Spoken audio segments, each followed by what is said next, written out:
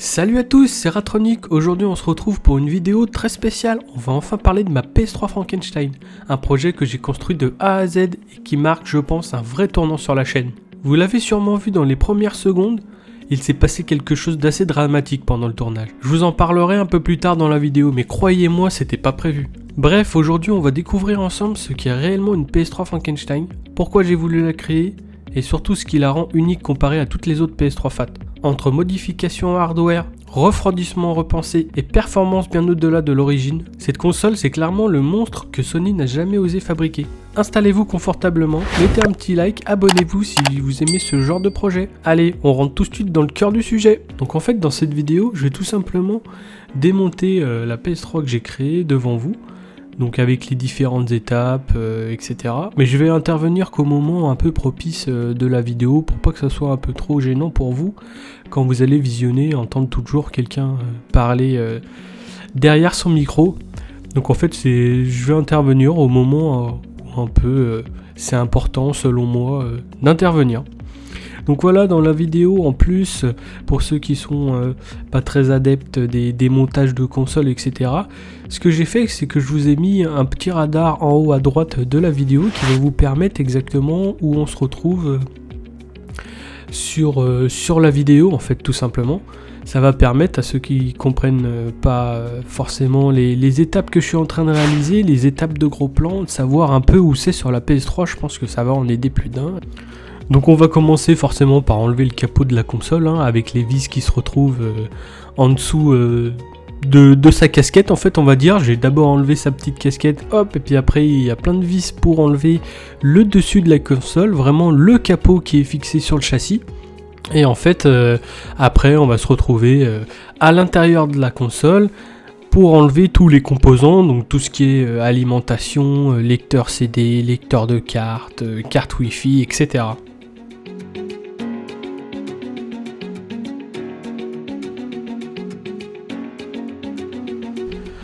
Donc en fait, une fois qu'on a réussi à enlever le capot grâce à la petite languette qui se trouve à l'arrière de la console, en fait, il y a une nappe qui relie la carte mère au petit capot. En fait, c'est ce que je viens de retirer avec vous. C'est le lecteur pour les cartes mémoire de jeux PS2 et le lecteur de multimédia. Donc voilà, ici, on retire le petit connecteur qui est sur la carte mère, on passe à la petite carte Wi-Fi qui permet en fait tout simplement de vous connecter au Wi-Fi à distance.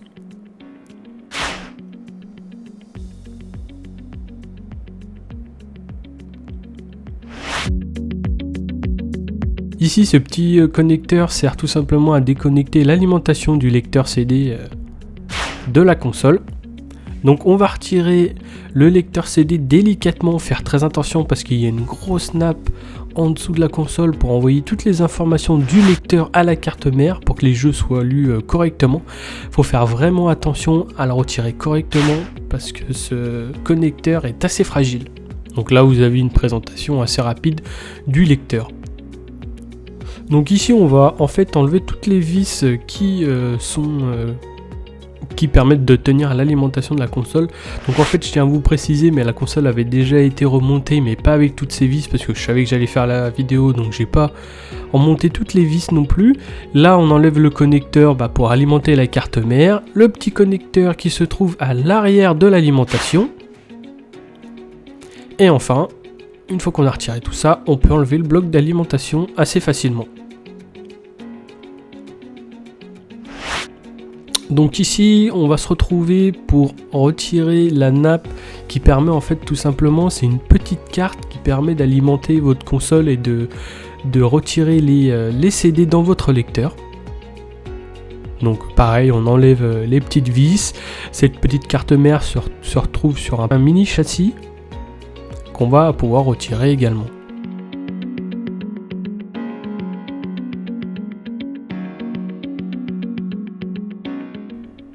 Donc on va retirer le reste de la nappe qui se retrouve sur la carte mère.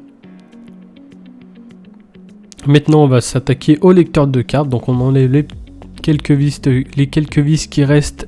On enlève également la nappe qui relie le lecteur à la carte mère.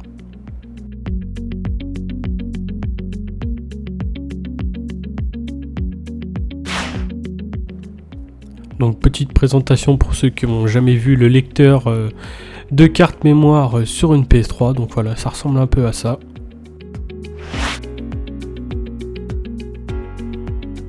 Donc on vient de finir de déconnecter le reste de la nappe thermique sur la carte mère. Et ici on se retrouve pour enlever la terre de la console.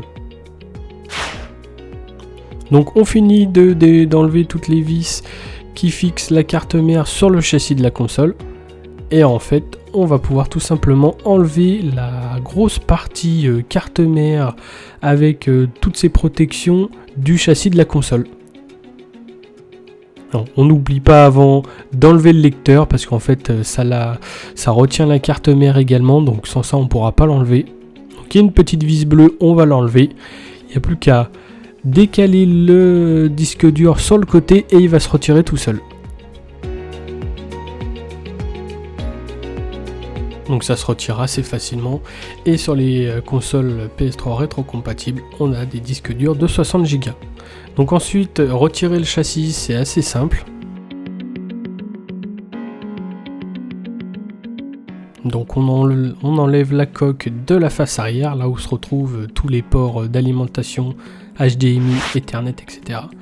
On enlève les vis qui retiennent la ventilation qui se retrouve à l'arrière.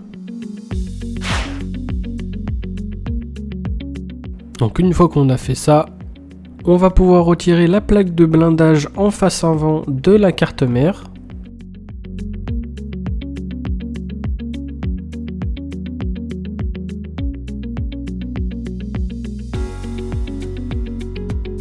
Et également la face arrière. Mais attention, avant il y a des petits connecteurs à enlever qui permettent d'alimenter la ventilation et la petite pile sur le côté. Donc on fait très attention à ça, sinon ça peut faire des dégâts assez importants. Donc bien faire ça avant d'enlever le ventilateur.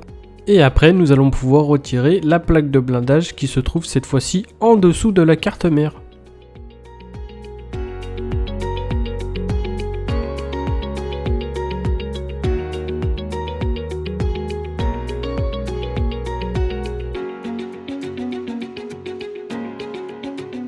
La partie inférieure de la carte mère est toujours un peu compliquée à retirer parce que parfois elle peut se retrouver collée un peu à cause des pads thermiques.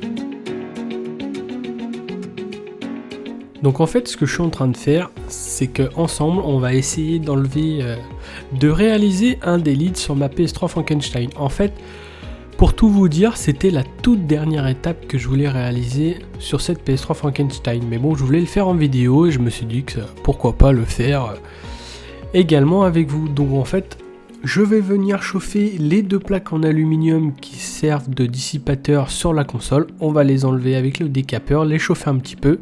Il y a 4 petits points de colle et en fait, on va s'amuser à les faire chauffer pour que la plaque en alu puisse s'enlever assez facilement.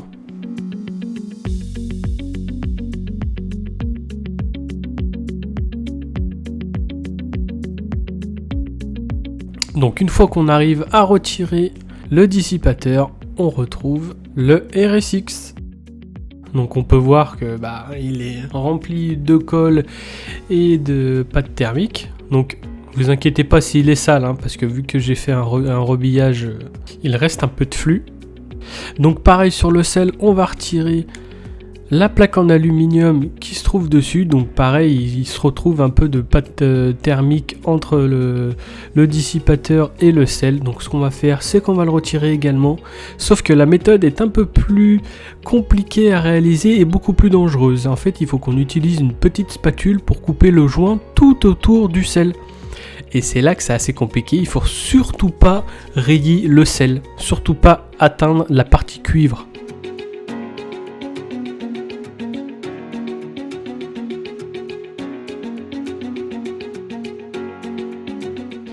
Donc on vient s'amuser à faire le tour avec sa petite spatule tranchante plusieurs fois le tour du RSX pour vraiment enlever tout le joint. Et le sel devrait venir assez facilement.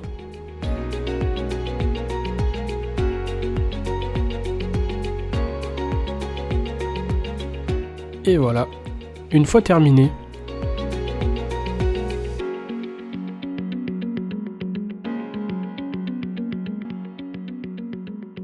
donc pareil, je vous montre également pour le RSX à quoi ça ressemble, la petite plaque en aluminium.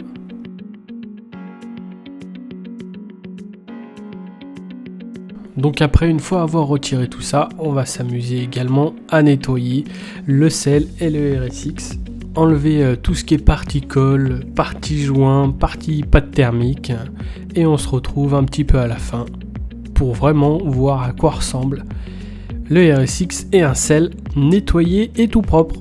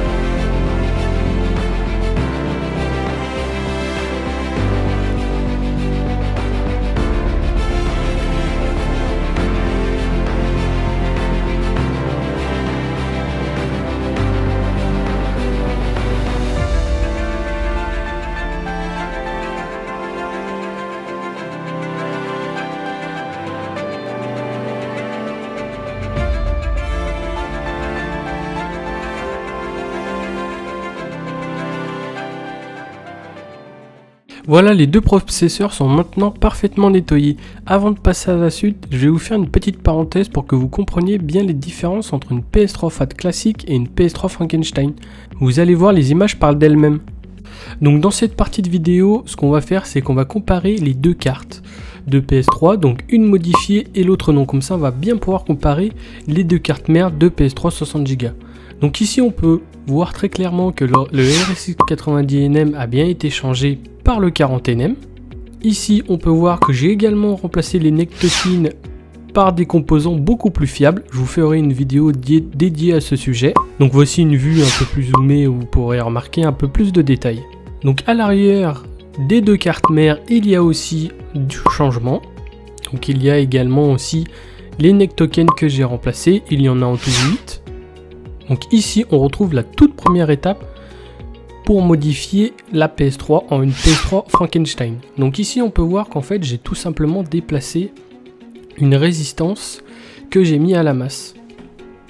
Donc pour l'étape 2, au niveau du régulateur de tension qui avait une référence BD3520, je vous ai illustré en carré noir les différentes modifications que j'ai pu apporter. Donc voici la nouvelle version du régulateur de tension. En fait, je l'ai remplacé par une autre référence, le BD3504, qui se trouve sur une carte mère d'une PS3. Et en fait, ce régulateur de tension, on peut le modifier grâce à des résistances. En fait, on va venir le paramétrer pour qu'il nous génère la bonne tension. Donc le RSX 90nm fonctionne en 1,2 V VDDR. Et le RSX 40nm fonctionne à 0,95 V sur le VDDR. Donc ici, je vous ai mis la formule entière pour avoir le résultat des 0,95 V. Comme vous pouvez constater, il y a quelques modifications à apporter sur la carte mère pour que le RSX 40nm soit compatible.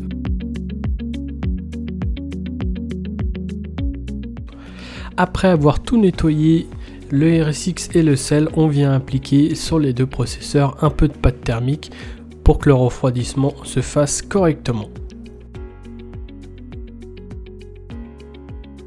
Donc voilà, on étale bien pour vraiment que ça prenne toute la surface des deux cœurs.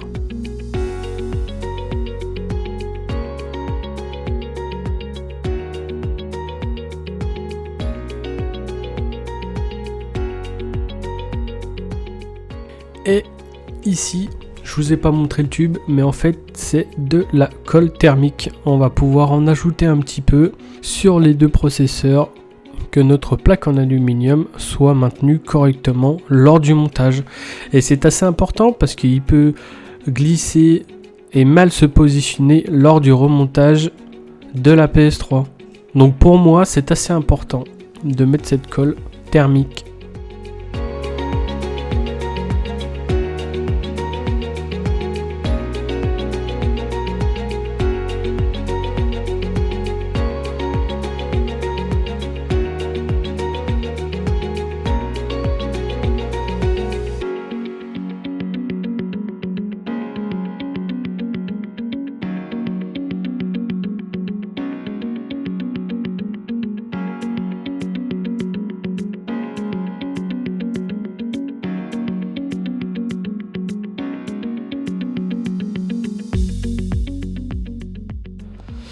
Donc pour le sel, même procédé, on applique bien la pâte thermique sur le cœur du processeur.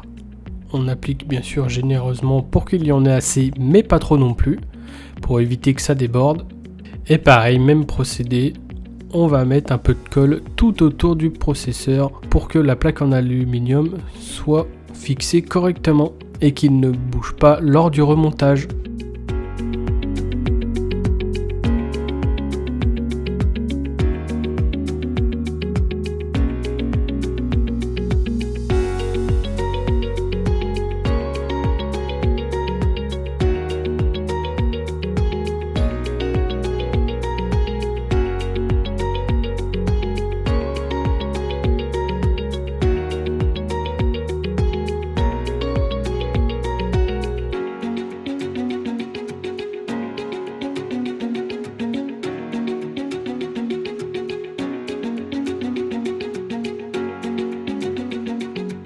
Une fois les deux plaques réinstallées, on va appliquer également généreusement de la pâte thermique sur les deux plaques en aluminium. En fait, ça va tout simplement faire contact entre les processeurs et la ventilation de la PS3 et tout ça va permettre de refroidir correctement les deux processeurs. Cette étape est vraiment très importante, mais peu de personnes savent le faire. Parce que je vous rappelle, si vous n'avez pas vu la toute première vidéo sur c'est quoi une PS3 Frankenstein, c'est une étape assez importante de le faire.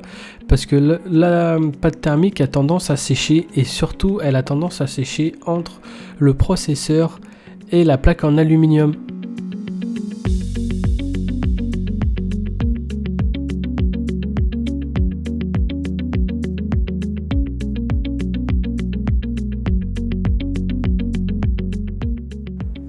Donc voilà, une fois qu'on a fait tout ça, on va remettre à des endroits assez précis sur la carte des pads thermiques. En fait, c'est des pads pour protéger les composants s'ils chauffent. Donc ça peut être des condensateurs, des mini processeurs qui se retrouvent sur la carte mère. C'est assez important parce que eux aussi doivent être refroidis au moment du fonctionnement de la console. Donc voilà, on vient insérer les petits pads à l'endroit où il faut sur la carte mère.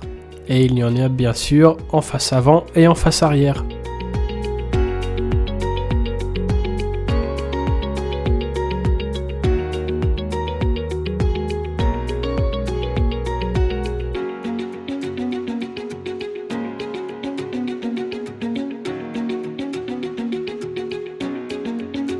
Donc une fois que l'on a fait tout ça, on va pouvoir enfin remonter notre console. Donc en fait ce qu'on va faire, il y a tout simplement le schéma inverse à faire au moment du remontage. Il n'y a pas forcément de prérequis ou quoi que ce soit. Donc ce qu'on va faire, on va se retrouver à la fin du montage et enfin on va essayer de démarrer la console pour voir si elle fonctionne correctement et si je n'ai rien endommagé lors du processus.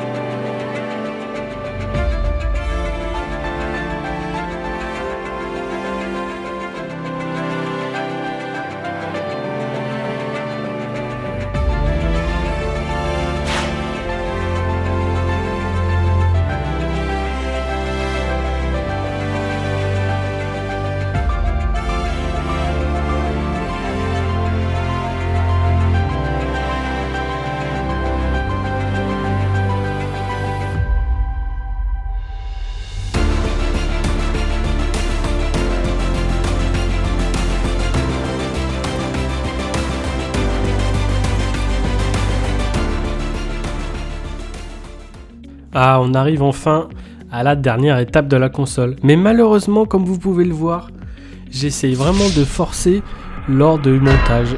Et malheureusement, je mets une grande vis à la place d'une petite. Et là, c'est vraiment la catastrophe. Parce que je m'en suis pas rendu compte tout de suite. Mais à ce moment-là, je viens de flinguer ma console. Donc on verra un peu plus tard si elle est réparable ou non.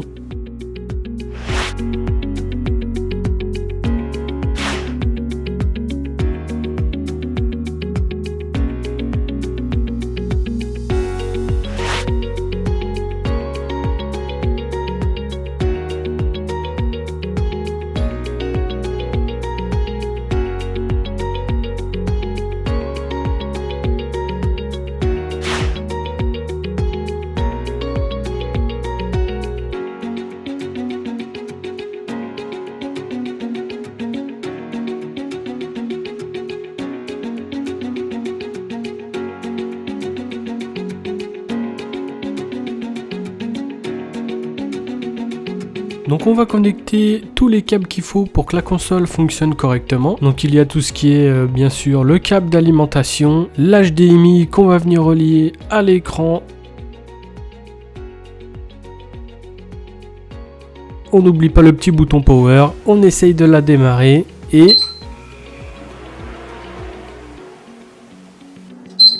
Eh ben c'est la catastrophe parce qu'elle redémarre pas. Donc je vais essayer de vous expliquer tout ça.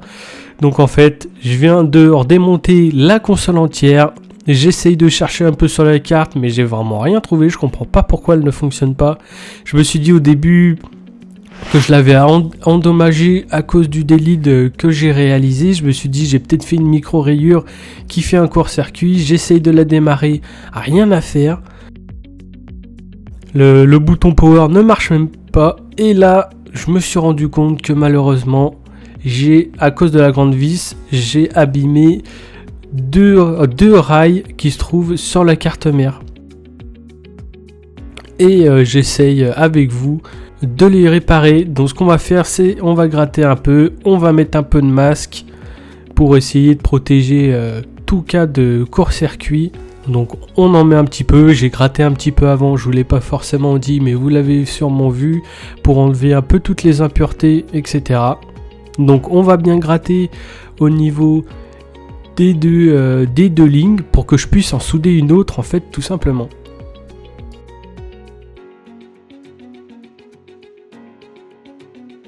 On va mettre un petit peu de flux pour aider l'étain à coller sur le cuivre.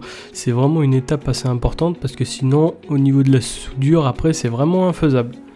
Donc justement je viens mettre une tige en cuivre d'une section assez importante comme vous pouvez le voir. C'est parce que c'est tout simplement on se trouve sur le rail d'alimentation de la PS3 et il faut vraiment mettre quelque chose d'assez costaud pour que le courant puisse passer assez facilement. Donc comme vous pouvez le voir, bon j'ai un petit peu galéré mais par la suite j'ai vraiment bien réussi à le faire. C'est la première fois que j'essayais ce type d'opération et je suis assez content de moi parce que j'ai vraiment bien réussi. Donc ensuite, juste au-dessus, donc comme vous pouvez le voir, malheureusement je ne l'ai pas filmé, mais j'ai rajouté également un fil en cuivre bien plus fin pour relier, pour faire la liaison tout simplement. Là je regarde s'il n'y a pas de court-circuit. On ajoute un petit peu de masque. Bon là j'en ai mis un petit peu trop. Il me semble que j'en enlève. Ouais voilà c'est ça. J'en enlève. J'en remets un tout petit peu. Et c'est parti. On va remettre un petit peu de masque. On va refiger tout ça. Et bah en fait ça va tout simplement servir à qu'il n'y a pas de court-circuit ou de contact sur la carcasse de la carte mère tout simplement. Donc si vous vous posez la question combien de temps ça met pour figer le masque vert que vous voyez que je mets, et bah en fait c'est environ, ça dépend de la puissance de votre lampe, mais moi c'est 5 petites minutes. Et là on va retester la console et on peut voir que elle fonctionne. Donc il y a un petit bip, c'est normal, c'est parce qu'elle elle surchauffe, donc vous inquiétez pas. Et là, c'est reparti. On est reparti encore une fois pour monter la console entièrement. et enfin essayer de la tester et voir vraiment si elle fonctionne, si j'ai pas tout cassé non plus en la remontant la dernière fois. Donc comme à notre habitude, on met les petits pads pour refroidir les composants qui chauffent le plus.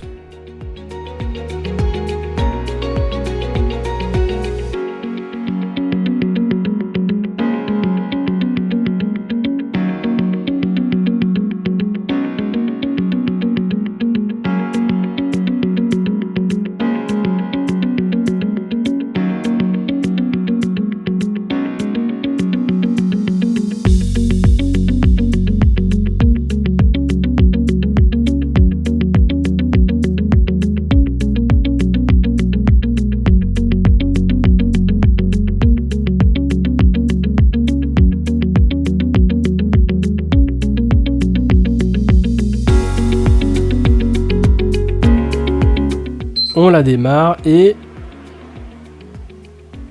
ben cette fois-ci ça fonctionne, elle s'allume enfin. Donc on va pouvoir enfin la tester ensemble. Donc voilà, bon, je la démarre assez classiquement, hein. Il y a toute la configuration de l'écran, de l'HDMI à régler. Bon, elle a été éteinte forcément pas de la bonne manière, donc il y a une petite restauration au début. Elle se lance parfaitement. Ici je vais juste changer, mettre tout simplement l'écran en HDMI en 1080p. On met l'un de mes jeux préférés qui est Black Ops. J'adore vraiment, franchement j'adore le zombie qu'il y a dedans. Donc voilà, on peut voir que le jeu se lance vraiment facilement. Il n'y a pas de souci à ce niveau là. Justement, on va faire une petite partie ensemble. Vous allez voir que bon, malheureusement je tiens pas longtemps sur Kino der Toten. Mais bon, c'est pour essayer, pour voir si la console lit bien les jeux. Il y a le son, il y a l'image, qu'elle ne chauffe pas. Donc on peut voir que la console fonctionne vraiment correctement. Il n'y a pas d'artefact sur l'écran. Le jeu tourne bien, la console ne chauffe pas pour l'instant. Donc on va s'amuser à tuer quelques zombies, histoire de faire tourner la console pendant quelques minutes quand même, pour savoir vraiment s'il y a un souci qui peut arriver par la suite.